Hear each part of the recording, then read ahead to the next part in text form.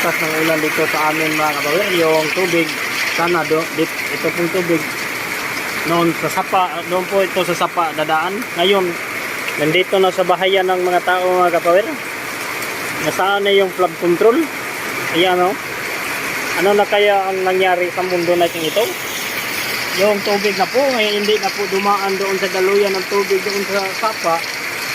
Eh ngayon, nandito na sa daanan ng tao, sa mga kabahayan na yung tubig na dumaan.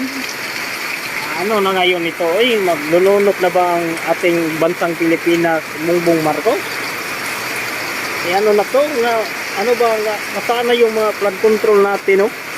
O tingnan nyo yung karsada na, yung nandoon na ang baha sa karsada. O ayan na o.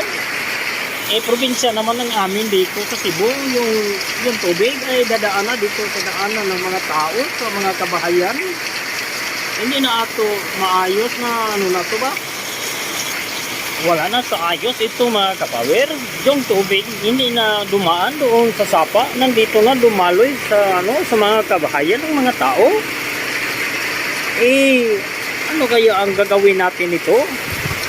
Yung sa flood control, no? Yung umaapo na yung mga kailugan dito sa amin.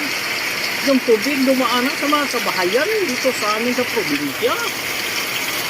Oh, nasisira na talaga ang ating kalikasan dahil sa mga kalukuhan natin. Tingnan nyo oh. Oh. Bumaha. Ano na ito? Masisira na ito yung ating kalikasan ito.